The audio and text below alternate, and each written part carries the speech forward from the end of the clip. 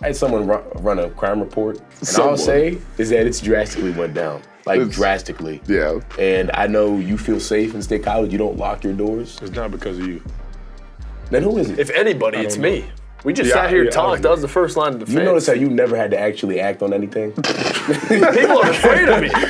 People are afraid, man. I walk downtown. I don't know who it is, but some strong, light-skinned being is out there protecting the city consistently. He talks about this person that ran the crime report like he has Alfred living in his apartment, like he's really the Batman. He went on Snapchat and asked his AI. He said, what are the crime rates looking like this year? Yeah. And they coincidentally have dropped. I know maybe the cameras might not pick it up. I noticed it. Maybe people aren't noticing it. Maybe it's my bad senses.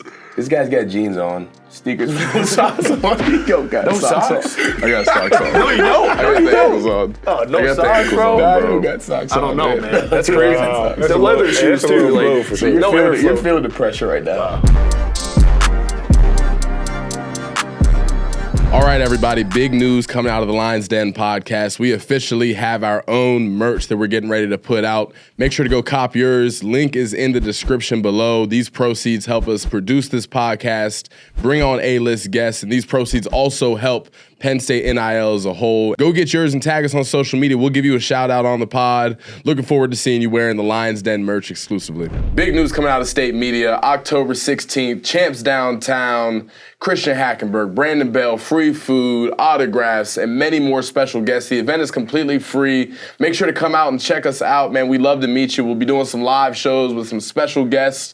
Be sure to come through to Champs Downtown on the 16th and see us there. What's going on, guys? Welcome back to the Lions Den podcast. Here are my guy Nick Dawkins and Aeneas Hawkins with our guest Tyler Elsdon. Let's get it going. Man, special guy to me and Hawk. I don't know if he's as special as Jerry. Our roommate, man, best friend. Our hunter, our survivalist. Speaking of that, just take us into where you were prior to getting the call to come on this podcast. Yeah. So not too long ago, I was at the shooting range, just kind of getting some shots in, training a little bit, just kind of keeping my aim nice and sharp and steady. But yeah, I'm excited to be here. When you say training, please, let's what get exactly are you training for? It's a crazy world out there. You never really know what's going to happen. I don't know what my future is going to hold. I thought about law enforcement, so if I go down that road, just kind of being ready for that. But if not, just, want to be able to protect myself. So. And one thing, prior to the Division I looks, prior to the college recruitment process and football, you had another plan. Yeah, 100%. I was dead set.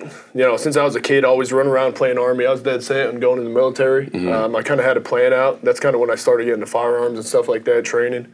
But yeah, it just kind of worked out this way, and I'm very happy with it. I think it's a great opportunity. So, get to live with you. So yeah, I guess not too bad. Maybe now you want to join the Army living with me. Yeah. And Jerry, you too. Jerry, you were talking about joining the Marines. I never talked about Jerry wanted to be a Navy SEAL, believe it or not, ladies and gentlemen. I never felt any safer in my life than I did when I lived in the same house as Tyler Elsdon. I knew if somebody busting in that door and they got past that first floor, then I was in trouble. If they got past Elsdon's room. I was the first line of defense for sure. I felt confident in my first line of defense with Elsdon there. When you got a guy that's looking for movie moments, a guy that's prepared for battle and war at all times, who's training on the off day for war, you have to feel secure in your own home. When you got our bodyguard. I mean, that's probably my issue. I watch way too many war movies constantly. Your top favorite? three? Yeah, favorite one. Favorite? I think Saving Private Ryan. I think that's all-time great. One of the best ever. Number one, is that what you're saying? Number one, Saving Private Ryan? It was World War II. Lone Survivor. Love that. I watched that with you for the first time. Yeah, I would say American Sniper 2. I like the book a little better than the movie. Okay. It's called Enemy at the Gates. It was about Stalingrad in World War II. I like that one too. So, yeah, there's a bunch out there, honestly. That's a real war movie guy. We asked for 3, he gave us 4, and it was right on the dot. Yeah, he told us which wars they were about. He knows them all. Come on now. So now I think, that background, though, comes from your area and your surrounding, coming from a small town, a town that really has a lot of strong sense of pride in who you are and in this country. You want to take us through growing up in Frackville? Yeah, so Frackville's small, coal region town. Not much going on. Just very blue collar. If you're not working in a factory or the coal mines or, a convenience store, something small like that, you kind of got to travel to work. But a lot of kids I went to high school with, if they didn't go to college, which a lot of kids didn't, they went in the military or just went right into the workforce. So, coming to Penn State and just having this opportunity, it was different. Obviously, playing football is a big deal. for most people, but for my era, it's pretty huge to come here and play at Division I level, especially at Penn State in PA. When's the last time someone from your area has even played at a school like this? So we had a couple kids go to FCS level, Villanova, Lafayette, Lehigh. Gino Capone actually played at Penn State. He was a linebacker. He came from North Schuylkill, and that was, I'd say early 2000s. But besides that, it was very, I can't really remember. Yeah. I know we had a guy from like the 60s that played in the NFL, but he's a geezer. You know what I mean? I haven't talked to him, and I don't know what a geezer is. he's old. He's old. He's old, man. Okay. Some may say that's what you are right now. Wow. I mean, compared to us, relatively. I guess I am. And then, guys, I want you to notice like that just crumbled his whole, because he knew exactly what a geezer is, because I just said that and he accepted it. So I just want to let that's another lie he just told. I just want to dive into that because he knew exactly what it was, and he just But anyway, I'm sorry. Go back, Elsdon. That's what you were referring to. Yeah, so that's kind of like military was just always something I wanted to do. I started at a young age. Actually, my mom met this guy at her job the one time who was talking about a security job. His name was Ed. Invited me out to go shooting. First time I went shooting, and I fell in love with it, and just ever since stayed in touch with him, but also just kind of stayed in touch with, myself in terms of, that military mindset, but really just kind of the Second Amendment, if you will, and just, want to be able to protect myself and my family and stuff like that. Just a strong belief of mine. Is there a world in which Tyler Elsdon is done playing linebacker and he goes and joins the military? I would say yes, but the thing is, I just know, I'd never take credit away from people that actually do it. I have so much respect for those guys, and I know personally, at this point in my life, playing college football, that wear and tear on your body, that's for one. And two, relationships, friendships, and timing of your life and just kind of moving forward. I think that's probably in the, rearview mirror at this point. But, I have so much respect for those guys. So maybe in a different life. Yeah, real quick, let's circle back. You mentioned there's really not a whole lot of guys from your area who have played at this level of football. Talk to me about what it's like when you're back home. I know you just went to your high school's football game this past weekend. Is there a lot of love there? Is there a lot of community that you feel rallying around you? Yeah, I'd say so. I mean, just being able to walk at a high school football game, just have little kids kind of recognize who I am, and teachers in the stands just kind of going out of their way just to say hi and stuff like that. It's a pretty big deal, and I kind of forget about it sometimes until I actually go home. I always say it's an ego boost, just kind of feel down, and you go back home and so many people support you, and you realize you're doing something that a lot of people maybe want to do or wish to do and just couldn't do it. Man. So it's super special, and I have so much support from back home, and I'm very fortunate to be in this position. And Jerry, now you hear him coming from a smaller town perspective. You're from a pretty big city. You actually had to get a new phone because of what's going on with you. What's the difference, do you think, with how you're represented in your city where you're coming from? Actually, Milwaukee, it's not really a big city. It's really small. Most people around here, when I first got here, they didn't even know where I was from. What Milwaukee was, they thought Wisconsin was just all pretty much farms and everything, which that's not the truth. But I definitely feel where Elsdon's coming from. Yeah, there's a little bit of truth. It's not. There's a lot of truth to that, I think. It's not. Trust me. But I definitely relate to what Elsdon's talking about, simply because coming from a small area, not a lot of people that I played with got a chance to come to play for a D1 Division I school, or just have the opportunity that I have. So I do definitely take advantage for every opportunity that I get here. So Now, Elsdon, we talk about playing high school ball, playing in the coal region ball, playing in your mud bowl. Do you think there's a strong change in competition playing in the coal region, playing in those games, as compared to playing now at Penn State, your first practice and everything like that? Yeah. No, it's definitely different. I will say the guys back home, the coal region, tough. Okay. Man, tougher than $2 steaks. You know what I'm saying? But no, it's definitely different. There was a lot of kids from my school going to Division I. I don't think I played a kid that went to Division I school in high school. Maybe one or two. So the competition was definitely different. So coming here, the speed of the game, the size of the athletes, just kind of the coaching, the fundamentals. There's a lot that I thought I knew that I actually didn't know. So it was super eye-opening. But I think the way I played in high school, though, just like I said, like that blue-collar toughness, playing in mud bowls, not really caring, just going out and having fun, that's what got me here in the first place, was just having fun and just playing with the guys and, loving the guys you play with, just being super tight-knit. That's something I always say, like, the kids I played with in high school, I played with since I was 4 years old. So 4 years old to, 16, 17, 18 years old, they're the same guys. So, like, just being able to have a chemistry like that was super special. And that's something now that I try to display in the locker room now and try to get close with the guys and kind of build that camaraderie and, push ourselves toward championship team. Glue guy, Tyler Elsdon, man, on a very serious note. I do want to ask you, not playing against Division I talent realistically in high school, was there a moment when you got here, whether it was practice or maybe your first game action, where you remember thinking to yourself, honey, we're not in the coal region anymore? Yeah, no, I had a few moments like that. I think at practice, the first, welcome to college football was Mike Mennett when he was here. We were doing one-on-one pass rush, just an indie drill during practice, and he was a center. So it was one-on-one, first time I went against him, and it was the first time I felt like man strength. Yeah. And I remember Coach Fry was here at the time, and goes, damn. After I just, on my back, laying on top of me, 320 pounds on top of me, I was like, holy crap. I never felt that. So it was, I think that was it. First game playing against Illinois during COVID. You finally get to play, running down on kickoff in the last game of the year.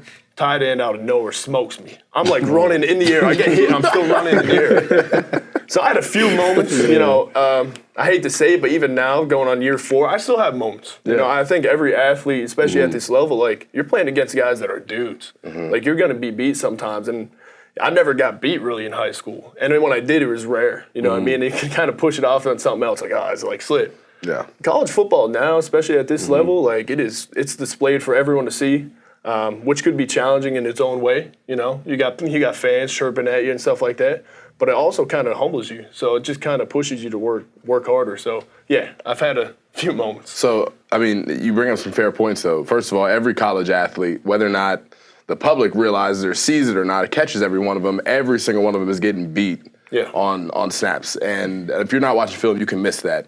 When you are getting beat, when a fan does have something to say to you, when you go through some of that adversity, what has allowed you to stay the course and keep pushing towards those goals? Just really leaning on the guys that you go to war with every day. There's going to be times you're down on yourself or you miss a play or you're having a rough patch of practices and camp gets hard or winter workouts get hard. And just kind of having guys that are going through the same thing as you and have a proper understanding of what's actually going on. And just really focusing on them and yourself and trying to block out the noise and, just finding ways to get better. I think if you make it about yourself, make it about the team, and just focus on that, you'll be in a good spot. And that's a humble point you bring up. When you were talking about you still have moments, some welcome to college football moments and everything like that going on year 4. It's an intricate world we live in. You make a mistake on TV, you got people tweeting about it, calling you names, everything like that. Imagine if we took our talent to someone's job and you didn't turn in your paperwork on time. Now we're tweeting at you. Look at John again. How are you personally dealing with social media, people tweeting at you? 'Cause we know you you have to deal with stuff like that. How are you dealing with it this season as compared to the past? Yeah, it's kind of tough. The first 2 years, I didn't even think anything of it. I wasn't really on the field. And last year, just kind of playing, snaps elevate. You kind of hear some good, and then it's kind of you get a little adrenaline, a little rush, a little fix from it. And you're like, man, I kind of want to see more people talk about all the good things going on that I'm doing. And then the moment you start seeing some bad, it's like, man, does everybody think this? And then you start questioning yourself. And then it compiles. And then it starts affecting you on the field. And you start playing worse. So something I did, especially this year, I just got rid of Twitter, completely. I haven't had Twitter this whole season because I always saw myself looking at the good things, but also seeing the bad things, and I was just going up and down too much, and I was kind of losing focus. So, everybody handles it differently, but I think social media, especially today, it's hard to ignore, and really the only way to ignore it is if you get rid of it. Yeah, no, I agree. Yeah. Jerry, have you ever dealt with any of that? No, I really never had to deal with Twitter. I know y'all know I was a Twitter monster back in high school, but I put that in my past because that was young Jerry talking. Oh yeah, we're talking to old Gerald now. He's talking to the more mature Jerry right now. And there's no more give me the 8K followers, Jerry. that was out of pocket. You secure the 8K followers, you're good now. I might have to go back and see that. I used to post some crazy stuff on Twitter, bro. I look back on it, I'm like, yo, what was I doing? Like, Yeah, when you're young, you never think about that stuff. I was though. just I'll just pull up a clip of like I need like a screen recording of some of those don't tweets. do Oh, they're definitely there. They're definitely there. You can definitely find them. still there. I didn't have, obviously I wasn't playing, but I didn't have fans tweeting at me very often. There was one group of fans though, at least once every couple months, that would remind me that they were pissed at me. And the Cincinnati Bearcat fans who were mad that I came to Penn State and not Cincinnati, like by year 2 or 3 would like watch the Penn State games and peep that I wasn't in the game.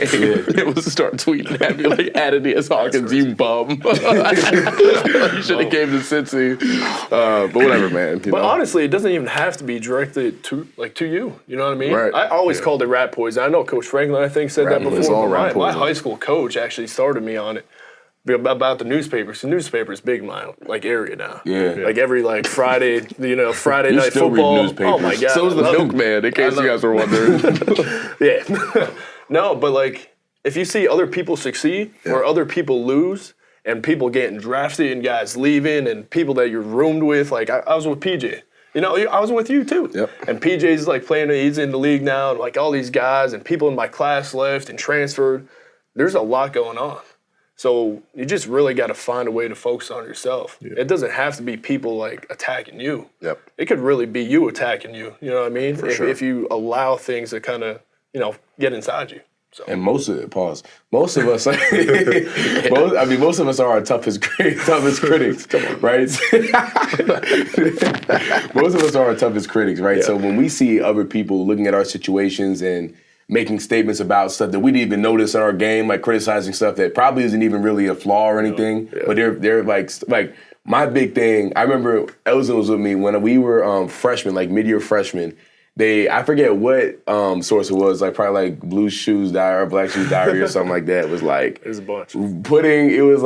Rating how each freshman will do in their Penn State career. And it was starter, NFL, role, rotational, and depth provider. Yeah. And it was 3 guys, right? There were 3 guys that provided each individual one. I remember. And we're going through, it's Elsdon, it's potential starter, da-da-da, and then one guy's depth provider. There's MOBA, it's starter, depth provider. Oh, mine is, all 3 were depth providers, I'm I was sick to my stomach. I'm 17. I'm man, they don't know Doc, man. They don't know me. Start doing push-ups in your room. Yeah, they don't know I'm doing push-ups in my room, bro. I'm David Goggins. And it could be motivating. It really can be. And are you going to turn it into a purpose, or are you going to turn it into something that, deteriorates you? But it's just like anything. Over time, when it continues to add on and build on you, you're not getting positive feedback when you're putting so much in.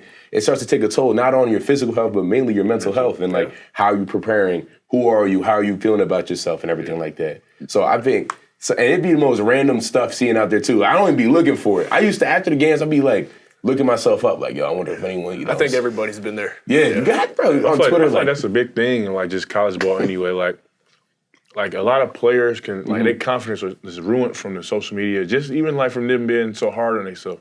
Me personally, I'm hard on myself, so I definitely understand where Elsdon coming from, or where other college athletes coming from. It kind of get hard for you to be man, it's what I'm doing. How, is it working? Is it right? Is it gonna get me better? So definitely, just cutting out social media. That's the biggest thing because all that negative energy that's not good for you at all. And we always come back to this recurring theme of what do you do outside of football? What are your hobbies? What do you do to get your mind off of the game because it's so prevalent in our lives? Yeah. So now I know that, I lived with you all these years and you've done random things jumping in the old cold ice lakes and stuff like that. You got to slow that down and break it down. I was there that day. we might have been. So which was crazy. We're all downstairs at our apartment. It's me, Dog, Elsdon, PJ may have been with us. We live with him too. This is the dead of winter. It is January or February. We're all sitting down. Winter workouts? It was winter workouts. Yeah. So it's late. We're watching TV, and Elsdon comes out of his room and sits down. And Elsdon is one of the most dramatic people I've ever met. He sits down, he lets out a big sigh. He's I'm not doing enough. Well, the good news is we got a workout at 4 a.m. tomorrow, so you can do it tomorrow. He's no, I need to do something now. He gets up. He drives to a lake. Yep. Cuts a hole in the ice. This is wintertime. I didn't. No. This is where the stories get out of hand. Okay, so what happened then? So how'd you break the ice? No, so it started. Most of that was accurate, but it started. I saw a video of Khabib You know, when he was swimming in like Swimming against the river. Yeah, the current. The Russian UFC champion. So I was like, all right, this guy. guy's a fighter, man. This guy is putting his life on the line for his sport. I just kind of felt like I was missing something. So, like, obviously, winter workouts are hard. We're working our butt off. But I just kind of, you know, you got to connect with yourself in a different way. So, kind of saw that. And once I get something in my head, it's kind of hard to drop. So, I went to a lake. There's actually a runoff because the whole lake was frozen. I kind of thought I'd be able to punch through it, but it was probably 6 inches thick. So you did try to get through the ice. But it was. So I wasn't that off. It was frozen. So I saw a runoff, so the water's moving. The water doesn't freeze. You know, it's getting dark out. Kind of look around. No one's around, so I just hop in. So just kind of give yourself. It wasn't in there long. It wasn't crazy, but like it was a primitive feeling, just really connecting with myself and just kind of showing myself, like, hey, like one, I could do hard things. And two, if I tell myself I'm going to do something, I'm going to do it. So I think that was really the strength of it. So Listen, man, I respect it. I'll never understand it, but I respect it nonetheless. no, it was definitely a different experience. I don't go around telling everybody that because people probably think I'm a little weird, but it is what it is. Well, I mean, honestly, though, in 2023, like, I get on TikTok. It's David Goggins videos. It's he a monster, Jocko. bro. It's starting to become more and more of a conversation point, this extreme lifestyle of doing things like jumping in frozen lakes. And What do we say? Shock the body. gotta shock the body. Gotta shock the body. Yeah, Winter absolutely. workouts, wake up, 4 a.m. Where am I? What am I doing? Why did I just drink a gallon of water? Shock the body. Get the tubs. Chuck Losey. Get your piss hot. Shock the body. Yeah. Dude, Cracker Barrel breakfast right afterwards. Shock the body. everything. Every time, man, dude. it adds up for sure. Hey, real note though, like some of the greatest athletes, and when you hear about athletes that just excel in general, they do something weird, or that is perceived as weird. They do something crazy. Like you look at Kobe. Kobe's story wouldn't be as like I don't think people would be into it as much if like, yo, he just got 1,000 free throws up before the game. Like he's doing things that other people aren't willing to do. Yeah. And I think athletes, we always try to look and find something out of our bubble, out of our like sport to try to get the edge on people. Yep. I know a big thing from like D linemen and O linemen, we did a lot this offseason was boxing and working hands at Lombard MMA and stuff like that. And I think a lot of us, like, I know me and Hawk and Elsdon, I don't know if you're into it as much, but like, we watch tons of like mixed martial arts and lots of UFC and like, we study the greats, man, study like Ali, study Frazier, Liston. Like we're looking at those guys and trying to find things that they did that set them apart and implement it into our sport. Yeah. So, I mean, Doc, what is your edge then? You talk about gaining that edge. What is yours? Have you found it? Well, there's two things. I have an alter ego. What is that? That's Doc.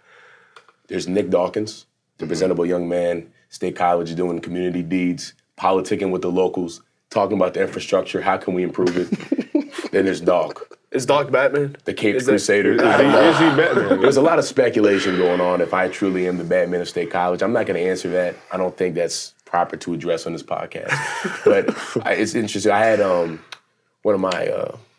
had someone run a crime report on the crime rate in State College since I've arrived here. And all I'll say is that it's drastically went down. Like drastically. Yeah. And I know you feel safe in State College. You don't lock your doors. It's not because of you. Then who is it? If anybody, it's me. We just sat here and talked. That was the first line of defense. You notice how you never had to actually act on anything? People are afraid of me. People are afraid, man. I walk Because downtown. I don't know who it is, People but some strong, light-skinned being in a cape is out there protecting the city consistently. I need to see this. I Probably didn't see won't. you. Like, Probably won't. He talks about this person that ran the crime report like he has Alfred living in his apartment, like he's really the Batman. He went on Snapchat and asked his AI. He said, what are the crime rates looking like this year? Yeah. And they coincidentally have dropped. I don't believe in coincidence. Yeah, I don't believe in bad. coincidence. I think everything happens for a reason and everything is correlated in some which way. Okay. Well, thank you for sharing. I want to ask you, Elsdon, about let's talk LBU. You have the unique perspective of having played a long time for both Pry and Manny Diaz. You kind of split down the middle with them. How have you seen LBU continue to strive forward? Guys like yourself, Kobe, Abdul, and Kurt especially. That unit is impressive. You guys play hard. What does LBU mean to you as a PA kid? yeah, it's super special. Like you said, I was here with Coach Pry, and he kind of really introduced me to LBU and what it stands for. And coming in with Jesse Lucetta, Brandon Smith, Parsons was here in the winter. I don't know if he remembers me, but I remember him. Just guys like that. Lance Dixon, he transferred to West Virginia. We had a group a good group of guys for sure. So just coming in, just kind of showing like Coach Price showing me like, hey, this is how you work. This is what you got to do. This is the sacrifices you got to make and stuff like that. And then just seeing guys like Paul Posluszny pulling up at a game. Now Dan Connor being a part of the staff. Guys that I looked up to when I was young, being from PA, watching Penn State football. So it means a lot to me. And just having a tradition like that and just kind of having a standard like that really kind of holds you to a standard. You can't fail. You have this fear of failing. And something Coach Diaz talks about, when you play ball, you got to be afraid to mess up for the guys you're on the field with. Like, you can't let the guys you're on the field, like, down. You can't let them down. So being a part of, like, LBU, I kind of feel like if I play poorly or if I perform poorly, I'm letting down the tradition. Yeah. So I think it's a good thing. There's added pressure. But, you know, like you said, the guys we have in the room now, I came in with Kurt. Abdul's younger guy. Kobe's a younger guy stepping up. We got Keon Wiley, Tamir, everybody in the room, Tony Rojas. These guys, like, people know who they are because we bring a standard and people look at us like, hey, what are the LBs going to do this year? So, you know, just being able to push each other and just kind of build off each other and just grow stronger and grow closer, it's been super special. I love it. I love being a part of it. Write this down, dog. Pressure is a privilege. Pressure is a privilege. No, for sure. I love that. Wait, why did I have to write that down? you always have the quotes. Yeah, why am I the guy that has to write that down? Yeah. Why aren't you writing that down? That's Mike, your success. What did he say, Jerry? He said, you either apply pressure or you feel it. Yeah. What are you saying that I'm doing over here? You saying I'm feeling the I'll pressure? say this. I know maybe the cameras might not pick it up. I noticed it. Maybe people aren't noticing it. Maybe it's my bad senses. This guy's got jeans on, sneakers with no socks on. Yo, got No socks? I got socks on. No, you don't. I got the ankles on. Oh, no I got the socks, ankles bro. on, Nah, bro. you got socks I don't on, know, man. That's crazy. The leather shoes, too. Like, for So sure. you're feeling the pressure right now. So I'll just In say all that. seriousness, we might as well just go ahead and tell this story now. So I've been in State College. I don't live here anymore. I come into town, right, for this show with my guys. It's a great time. I came up this weekend to spend some time with my girl, and I lost my key. I have no clue where the keys to my car are. And no locksmiths have been able to help me. So if you're watching this show and you can cut a key for a 2009 Kia Optima, leave a comment below, because you're right. I don't have socks on, and my jeans are a little tight, but these are literally the only clothes that aren't locked in the backseat of my car right now. So I guess that's fair. Yeah, it's fair. No one said anything You shouldn't lose about your key, but it's fair. No doubt. You shouldn't lose your key. No one said anything about the tightness of your jeans. You brought that up independently. You might have lost. Hey, there. good note though. The comments, we appreciate all the Yeah. support that you guys have been putting on, and like we're finding guys like you guys are talking about who you want to see. We really appreciate that. What you want to hear, and a lot of things that some people are touching on is the adversity aspect of it, overcoming adversity. And I know you're a guy. I mean, I live with you, one of my best friends. You've overcome a lot of adversity, not just like before Penn State, but even during your career. Do you want to touch on any of that? Yeah, so I mean, it kind of started when I was, young. I was adopted, just kind of going through foster care and just kind of how all that worked out. I was fortunate enough to be placed in a foster home when I was 2 that I ended up, I'm adopted to now. When I was 18, I was able to go to court and kind of do everything as an adult and, I guess sign my rights to them or however that works legality-wise. But so it kind of started, it was weird growing up, different. Like I have 2 brothers, they're adopted from other families as well. It's a little different dynamic, but honestly kind of prepared me for college life and just life in general because there's always different kids coming in, foster kids that needed a home. Maybe it was a week, maybe it was a month, maybe it was a year. So I just different backgrounds. So it was a good life though. Like I was very fortunate. Some people, get stuck in foster care and bounce house to house. That wasn't me. I was lucky and it was super good. And then, coming here, kind of working through high school football, all that stuff went well. One of my best friends, senior night in high school, had a traumatic neck injury, broke his neck making a tackle, was paralyzed waist down. And that was my best friend, just kind of working through that. That was the most traumatic thing I've ever experienced. It's super difficult. Playing the game I love and then seeing one of my brothers, my best friends, just kind of go down playing it, there's some question. Yeah. Is this game really worth it? But, having a guy like that go through all that, fight through all that, still fighting to this day, but always saying, like, I'd never change a thing. He's like, I love playing with you guys, and all that is super special. So, I was in high school. When I get here, it was difficult. I think everybody here, like, when you're a freshman, you have a hard time. Yeah, man. it's different. You're talking to new people, you're living on your own, you're going to class. Penn State, you're walking around campus with 50,000 people. It could be overwhelming at times. But having guys like you, like guys on the team, best friends, like it made it easier. Knock on wood, like I haven't had many injuries. Last year I had one, I guess, in 4 years. One's not terrible when you look at college sports, you know what I mean? Mm-hmm. And it kind of set me back. That was the first time I really had something major happen. It was challenging, but just leaning on the right guys kind of got me through it. But, adversity's good. If you're not facing adversity, you're not really doing something significant. You know what I mean? 100%. Like, if you're living a perfect, smooth life, like, you're not doing anything that's worthwhile. There's no growth in comfort. No, exactly. So, I kind of accept adversity. I kind of, like, welcome it in some ways, and I kind of welcome the challenges. That's going back to, like, going into cold water. Yeah. Like, it's not fun. It's not nice.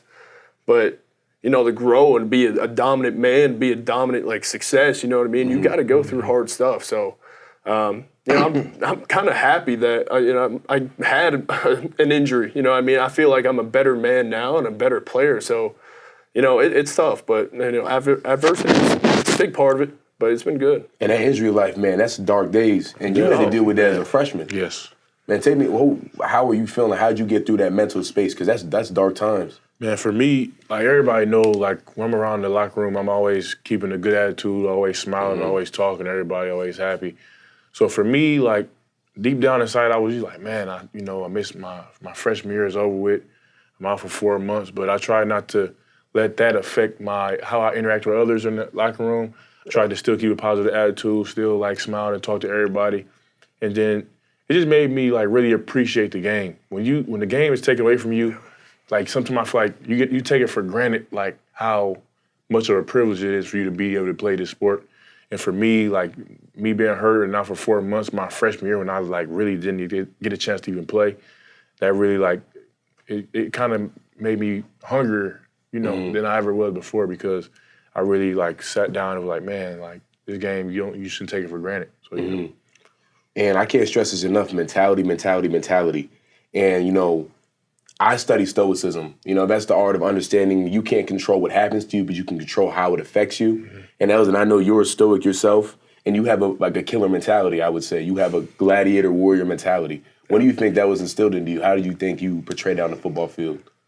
Well, instilled in me? I think a lot of it's just kind of genetics. You know what I mean? Mm-hmm. I actually just got to meet one of my blood cousins for the first time not too long ago. Jiu-jitsu fighter, Tom DeBlas. He had some in the Bellator and UFC and stuff like that, and he had schools. And, first time I met him, it was like a guy with like, my blood in him. He just talked like a warrior, and I loved it. Mm-hmm. And I was like, man, this guy, like, he has the same mindset as me. So I feel like there's parts of it that's like, it is who you are. And I think athletes in general, football players are born different. It's tough. You get to hit people. You're physical. It's constant, like, pain, agony, but you, like, desire it. You crave it. So I think that takes a different person, but, just understanding who you are as a person. Like, if I look at myself as, like, a warrior on the field, or if I could get through anything that, like, life throws at me, when I'm on the field, it's just play hard, play, like, reckless abandon is what I call it, and just, like, you don't really care about your body. You just care about winning. Yeah. And I think any athlete that has that, like, it's a beautiful thing because, like, it helps you win, it helps you succeed. But it's also could be like your demise. So it's just kind of finding a balance and like understand like, hey, you might be able to do all this, but sometimes you got to gear it down a little bit. Yeah. So I want to ask you, we talk about a dog mentality, your family, your bloodline having that same dog mentality. And right now you've got the vehicle of football to pour that into, right? But one thing we've talked about on this pod before is that this is really bigger than football and it's about life. And those same principles and that dog mentality and being a warrior are things that are transferable to real life in different ways. Have you started to creatively think about different ways you can continue to sharpen that skill set and that mindset? Well, I think it's going from a sport to life. It kind of transitions. You got to be able to transition how you attack things. So, like, when you have a family, when you have kids, that's when you're actually going to be a man, right? Yeah. Like, that's the first time you're going to be like, holy crap, I got to provide for someone because if I don't, they're going to die. Mm-hmm. So I think that's like, looking at stuff like that is like, if I'm going to be, and say I'm a man now and a warrior now, like when real life stuff comes, like I think we're just going to be prepared because we've been through the personal warfare. We've been through the collective team warfare on the field. So I think this all just helps us. Now, the transition's not necessarily clear. You know what I mean? Like, Right. a lot of people struggle when they step off that field, and it's different. You're not in the locker room. You're not with the same guys. You're not every day a collective mindset and goal. You know what I mean? I kind of fear like that's going to be challenging for me. You know, if you get a job, like there might be guys that aren't as motivated as you. There might be guys that are just complacent with their position, but you want to grow. So I think getting out of here, the biggest thing is really just going to be like going from a team to kind of be a little more selfish. Yeah. And I feel like that might be challenging. I don't know if you guys see it the same way. You got to be a little selfish. Obviously, you still care for people, and you're going to provide for people, and wives and girlfriends, all that stuff, and family members. But it's a cutthroat world. At the end of the day, you got to be a little selfish, and I think that's going to be the hardest transitional piece for me. And Hawk, as you transition now really into the real world, what do you think is one of the advantages you have on other people in your situation that want your spot? I think if you play college football long enough, if you are a guy that takes football seriously long enough, you don't even have to play college. If you really are embodying that mindset, that dog mentality in high school even, I just feel like I know how to endure. Like, I know how to battle. Like, I'm not going to, it's no guarantee that you'll win at everything you do. Transition to the business side now, I go into a lot of meetings learning. I'm not on the same level as people who have been in that space for 10, 15, 20 years from a knowledge perspective, but what I know is they're not tougher than I am, and I'll sit in this. You'll get off that treadmill before I do. Like, it's that simple. And really, I think anybody that plays football long enough should have that instilled in them to some degree. Yeah. And the question becomes, okay, now that football's done and you're not doing something that maybe you're as passionate about, are you still going to be the same guy? That's why when Coach Franklin says, how you do anything is how you do everything, like, that's not, to me, just small talk. The same guys I played with in high school and college or whatever who were lazy then and struggle with work ethic and struggle with doing the right things are still struggling with them now. Yeah. But it's not cute because now you're 25, you're not 19. And you don't have coaches who care about you. Real life, it's not like that. You may run into the special people who want to mentor you and help you grow and sharpen your skills, but if you're a guy playing football still, whether high school or college, understand that you're not always going to have people hand-holding you and trying to get you to get better and teammates who have your back. That's not real life. At some point, those training wheels are coming off, and we're going to find out who you are pretty quick. I feel like college football, it does a great job with just preparing you for the real world. Like Coach Franklin talk a lot about, like you said, growth. There's no growth in comfort. Like, as a man, you have to go through hard things to be able to endure, the effects of adversity and other things. Like, when you look at the hard things, football, like practice, you got winter workouts, you got summer workouts, like all that stuff is hard. It's stuff that regular people cannot do. You put a regular person in what we do every day, they won't be able to do it. Which I feel like after we get in the real world, we'll be able to endure not being able to say we want to make a certain amount of money at some point. We can wait, because we got patience. You got hard work, you got a good work ethic. So I just feel like college ball teach you a lot of life lessons as well as football lessons because, like you just said, you won't get your hand held throughout the real world in real life. So I feel like college football definitely teaches you that, which just like how you approach every day. Like, you got to approach every day, even when you're tired, you got to come in ready to work. The real world, like when you're tired, you still have to go to work. You still have to be your best at all times. So I feel like college football does a great job of, teaching you those lessons. Man, that's been one of the greatest factors, I think, in college football for me is, firstly, you're being asked to do things that you don't even think you can do. Yeah. You come in mid-year. Let's say you graduate. So me and Elsdon, we graduated high school early, came in, right? And winter workouts was one of our first things, first thing, tasks. Man. First thing. Yeah, crazy, first tasks. Everyone knows when you're doing something, you're a freshman coming in, you ask the old guys, like, yo, how is it? They're like, nah, you're not ready. And now I'm even more concerned. Full panic mode. That full panic mode is fully launched. And you're like, I don't know what I can do. What am I going to do? How am I going to prepare? We're drinking 20 bottles of water trying to get right, man, drinking Can't body sleep armor. the night before. You're just thinking about it constantly. Yeah. It was brutal. Dude, and then you do it. And you're like, that wasn't that bad. Get through it. Now it's spring ball. You're like, ooh. They're like, man, spring ball. I'm like, oh, no. I'm like, nah, I don't know. And then you do it, and you keep getting over it. And I feel like that's what life is a bunch of uncertainties that you turn into certainties that you understand you can accomplish. And this kind of jumpstarts us into those tasks that we get into physically, but also mentally. That's the biggest part of winter workouts for us in the off-season training. Summer workouts are tough on the body. Winter workouts are tough on the body. Right. But it's tougher on the mind. Yep, are you mentally tough enough to get through that rep and not let your brothers down? But it correlates. Are you tough enough in the fourth quarter to move your man out of the way so the running back can score a touchdown and we win the game? It correlates. Tire pool. Now you're up. Now you just did a whole winter workout. You just did all them gassers. Man. You can't even tell. You can't tell. You're a stateless man. You don't know where you're at. Right. And now go pull the tire against him. Who's more of a man? Right. Who's tougher? Yes. Oh man. And it correlates. It's everything. No, for sure. It definitely correlates. I know. For me, I'm sorry to cut you off, but for me, like my mindset that for anything that I learned, because like you said, the first time you're beating yourself up. You're asking yourself all these questions, but realistically, the hardest thing to do is to start. Like, I started saying that myself, getting on the squat bar. Because, man, you look at that weight, you got 400, 500 pounds on the bar, and you're like, man, that's going to crush me. Yeah.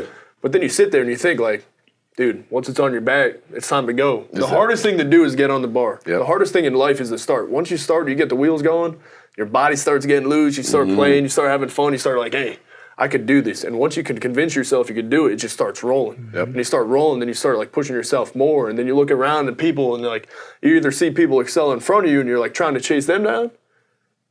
And then you see people behind you and you're like, man, I'm beating these guys. Yeah. Whether it's physically, mentally, or emotionally. Like I think that's something that I carry with myself. Like whether it's in a classroom, whether it's on the field, a weight room, like just start, man. Once you start, you give yourself a chance. Like you'll be surprised what you can do. In a world full of people who don't really have real confidence. Like I'm not talking, and a generation, more specifically, a generation, young people who don't have real confidence. I'm not talking about the people who get on social media and post whatever to make it seem like they're confident or post convenient lyrics and make it look like they're confident. Like I'm talking about the guys in this world who are really confident are the ones who continuously put themselves, you talk about winter workouts and spring ball and things you don't know that you can do, and then you just keep coming out of it alive.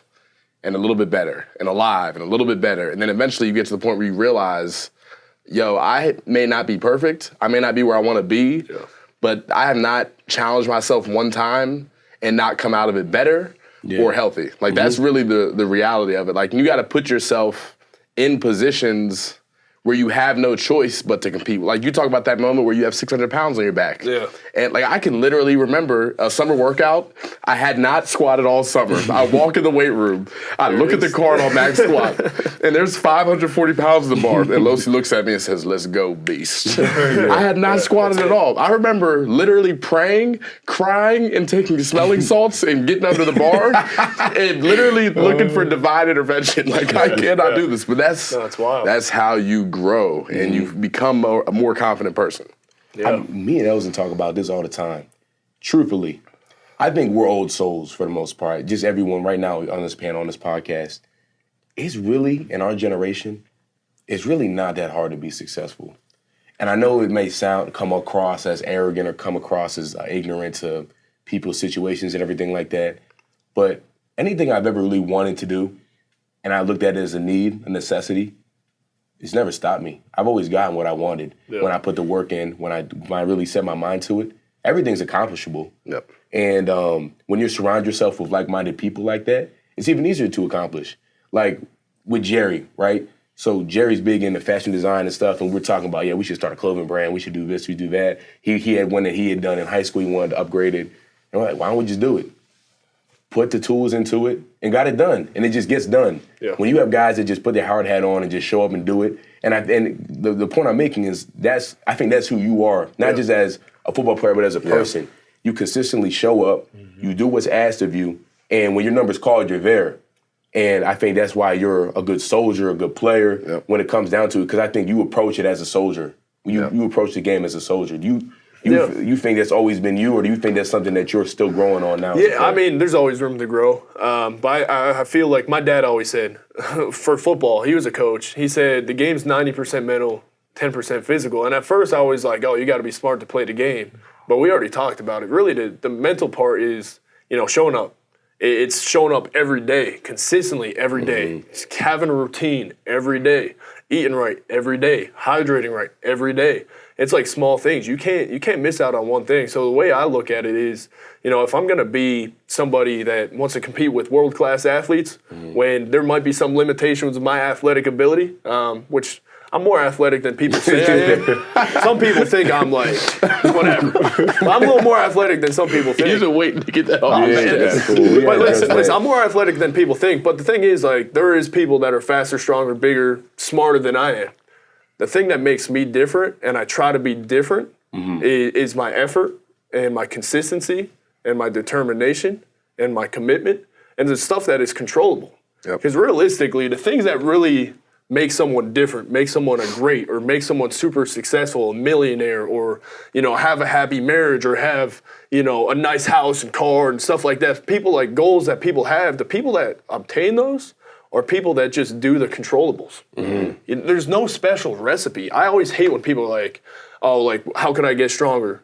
And you tell them what to do, and they don't do it. Like, nah, like, I saw this. I saw this shake on TikTok. It's not like that. Like, life is about hard work, man. And, like, today, like you said, like, today's generation, really the biggest difference are the people that want to work hard. I saw a Joe Rogan podcast, and he's like, really, if you're a savage today, like a savage as a male, you could roll over anybody. Because people will back down if you show some form of, like, aggression or some form of, like, confidence. And they'll back down and you just step over them, figuratively step over them. But if you just work hard, man, and you just willingly accept the pain, like winter workouts, go back to that. My saying in winter workouts, kind of have a saying for everything. Winter workouts was chase the pain. Chase the pain. Chase the pain, I like dude. that. I mean, your body hurts, man. Your legs hurt. You're sweating. You can't see. You got turf pellets in your eyes. You're squirting water. I never forget that post. Oh, my God. I had John Sutherland when he was here. Yeah. I'd have him smack me across the face halfway through Hard as Hell. And the reason I did that was like, you're pushing your body to the brink. So if you chase that pain, man, and just continue to get that, like, that feeling of satisfaction, you'll be so surprised what you could do and so surprised about the success that you could, like, obtain. I'll tell you this. To the people back home who think Chick-fil-A breakfast is good, you don't know how good Chick-fil-A breakfast is until you're completely, I'm talking about, and then this is no exaggeration, you finish the winter workout, your body is literally completely numb. You cannot feel anything anymore. You cannot see for real. It's like the most out of this world experience. You go tire pool with no juice left. Win, lose, draw, you made it through another winter workout. You did it at a high level. Driving to Chick-fil-A after that for a burrito, man, some little, what do they call them, the chicken minis, dog? Yeah. Beautiful. You think Chick-fil-A is good until you do that, man. It's a whole different level. It's beautiful. Beautiful experience. Elsdon, a couple other questions for you. I would be remiss if we didn't ask them. Number one, as a guy who came in with a loaded linebacker room, a lot of young talent nonetheless, who was the guy that you looked at as the example, as a guy you tried to mold some of your habits off of? Oh, that's tough. That's really hard. I think Jesse... It doesn't have to just be a linebacker, too, though. Yeah, it could be anybody. Yeah, I think we'll go in the room. Jesse Lucchetta. He kind of took me under his wing. He was an older guy. He played DN linebacker here. He was a guy that, he was good enough to be on the field, and the coaches knew that, and they found a way to put him on the field because he was so selfless. And I think that's super respectable. The way he went about his business in the film room, on the field, even socially, I thought he was a very charismatic guy. So I think that's definitely a guy. But even now, like, this is a guy that's technically under me a year. I think in high school we're the same class, but he reclassed. But Dom DeLuca. Yeah, man. Like, I know his name gets thrown around a lot at Penn State, but that guy is like, if you talk about a Penn State story and everything he's been able to accomplish up to this point, it is so, like, it is magnificent. And I think, like, just being able to be his friend and, like, seeing how he works and talks to people and just his commitment, but also, like, this confidence that, like, hey, like, no matter what life throws at me, we talked about adversity before, no matter what they throw at me, like, I'm going to find a way. So I think Jesse Lucchetta, before I got here, and I had a bunch of guys. They're just two guys. I could name dozens, and then Dom DeLuca now. So I think those two for sure. And that's just from the football aspect of it. Socially, breaking through grounds, breaking through ice to get in here and really, like, understand the culture of his team, What do you think really set the example for you to, mix with the guys? Culture of this team. That's you. No, I'm serious. Well, we talk about it. Like, we're best friends. Like, we've been roommates since we got here. Like, I'm not, like, I talk a lot now. Like, I'm chatty now. But when I first got here, I didn't talk a lot. I didn't really have a lot of friends. And if it wasn't for, like, Nick, if it wasn't for you, dog, like, I probably wouldn't be talking to anybody. Yeah. Like, I was kind of, like, low-key, like, all the time. And then you kind of pushed me outside my comfort zone. Like, I probably would have never done something like this, like, if it wasn't for you. So, and, I mean, the coaches talk about it all the time, too, about you. Like, you do it socially, obviously, but you do it off the field. I mean, like, you talked about your brand, but also, like, your nonprofit stuff and, like, everything you do in the community. Like, that stuff's commendable. You do it in the classroom. Like, you're a guy that you literally have done it all, but you've done it all, like, the right way, and I think it's super commendable, and I'm just, I'm happy to be your best friend, dog. So, man, I appreciate you saying that, dude, but realistically, I didn't push you to do anything. This is your true character, and this is who you are, man. I didn't push you to do anything. This is you yourself, and you're such an individual to the point where people want to be around you, and people want to learn from you, and I think the big thing was, guys, when you don't talk, when you come in, you have that mysterious factor. Guys, what's his deal? What's he got going on? What's he building? Got my hands and boots on, the camo hat. It's like in the locker room. Like, you go in the locker room, guys got on like random design. Now, in the days of NIL, especially, we got guys with designer stuff on. We got guys with spider hoodies. We got guys with stuff that I don't even think celebrities can afford. And then you got Elsdon, good old muddy blue collar jeans yesterday, man. With bloody, muddy jeans and a cowboy hat. Like, what's going on? And I think that adds to who you are, because you never try to conform or change to what we had, like what guys were doing, and this. You are who you are, and you are your true person. And I think more people need to see that and understand that. So I'm so happy you were able to hop on here and people understand what you got going on. Absolutely, I appreciate it. Definitely a privilege to have you. Before we close out, I mean, to your point, that Penn State locker room, man, there's not a lot of places you can go. Franklin also says this, where it's like, you can be a cowboy with bloody jeans who likes ice baths, or you can be a mean Vanover in a Spider-Man hoodie zipped up to his forehead, and everybody is each other's homeboy, and they have each other's back. And I think we'd be an even better country if we could reflect that in even more places where we're able to. Absolutely. It's a beautiful part of Penn State football. Need more locker rooms, man. Need more locker rooms, for sure. Yeah, no, I agree. Thank you for tuning in to the Lions Den, our 7th episode. My guy, Tyler Elsdon, joining us. Stay tuned for more content from State Media and the Lions Den pod itself. And make sure to go cop some merch from the link in the bio below. And we'll continue to bring you the best content that Penn State is able to provide, man.